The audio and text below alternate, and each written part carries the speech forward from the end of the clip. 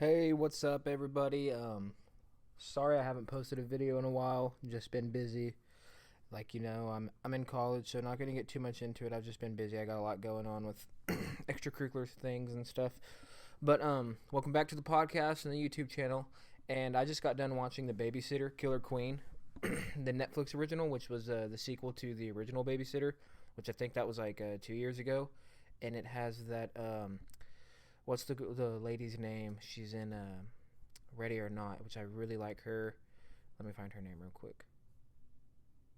Samara Weaving, which is like the Margot Robbie look-alike, apparently. But she was in Ready or Not, and that was like a really good movie. That's probably the most surprising movie of the year, last year for me. Anyways. But I watched that movie, and suffice to say, I liked it. But the thing is about this is one of those movies where you kind of have to know what you're getting yourself into, and I definitely did, because the first one was kind of like a funny little dark comedy horror hybrid thing, and I'm not the biggest fan of comedy, but sometimes it works, especially if the movie doesn't necessarily, if the movie knows what it's doing. I like it, and this movie definitely did. I do have some complaints though. Um, I think that they overestimated the impact that they made with the first one and the following that they gained, because they kind of came out like, oh, this is who we are, with fully developed characters and punchlines that like should be in in a more established franchise. But it still was good, and I still liked it. Um, it takes place 2 years later, and he's in high school, which he grew like 6 years, 8 years. Like it was definitely not a 2 year growth spurt. It was a little older than that. But anyways, it was 2 years later. He's in high school now, and he's like this crazy psycho kid because nobody believes him about the crazy cult coming to kill him, right? And so nobody believes him. He's crazy. He hates his life, and he's looking for an escape. And his friend, I think her name was Melanie. Yeah, his friend Melanie invites him to this whole beach get together, and they're going away on a boat. And so he goes, and things go crazy. And it's on Netflix, so I want you guys to watch it. That's where I'm going to stop with the whole plot.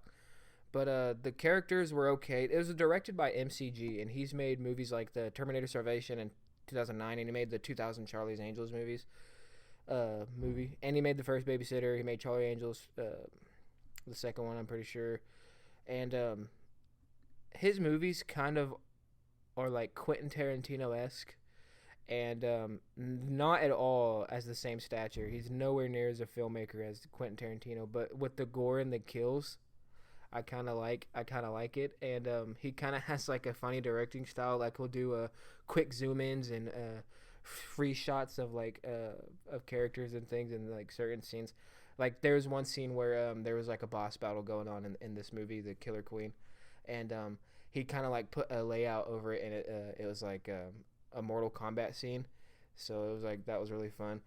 But some complaints that I do have with this movie is that it's super corny. There's a lot of times where I just like cringe so hard, and I almost had to stop watching it. For example, there was a King Batch, the Vine star, right? There was a scene where they're on the boat and he gets away, and he like looks right into the camera and he says, "Oh no, first Travis Scott and Kylie Jenner break up, now this." And that line right there was just like, wow. That really was like, okay, this is a corny movie, and they really like fully committed to like the stereotypical like teenage movie. And that you guys know my opinions on that. I've said it before on this channel.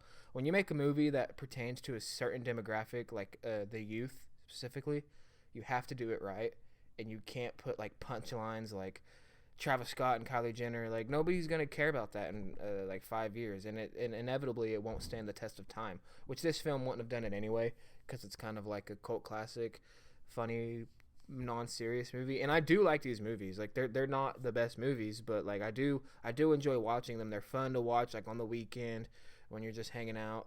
And I like the kills in them. I like the gore. I like the storyline.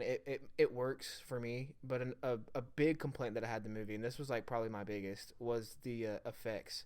I can tell that this movie had a big budget upgrade from the last one, and I think they spent all of that money into terrible CGI. Not even terrible CGI. I'm just not a fan of CGI in general because 9 times out of 10 it doesn't work. The only times like they do work is like those big Marvel movies, and obviously those things are like amazing. But it was like every kill, like say someone would the kills are super creative and like gory, and that's what reminds me of like Quentin Tarantino kind of thing. But for example, there was a one death in the movie was some guy got antlers shoved through his head, right, like deer antlers, and it was cool, but his head like exploded, and it was like a mixture of practicality and CGI. When you could have, I don't know, CGI to me is lazy, and it just doesn't look as good. It just looks corny. You could easily tell, and there was like big sets, like they were out on this like desert and like mountains and stuff, and you could just tell it was green screen. There was even one point where like one of the characters were driving to fast to do something, right? I'm not gonna say what it is, and the camera cut to the road, and it was like it reminded you of like the 60s when people would like put the not even a green screen. It was just like one picture, and they would like repeat it back and forth. That's literally what it looked like. It was terrible, but suffice to say, it was decent. It's a fun watch. Just know what you're getting yourself into. Don't take it too seriously. And I probably give it like a 7 out of 10. Um, so that's that. I'm gonna be trying to make more videos. I make them every time I have free time. So see you guys. I'm out.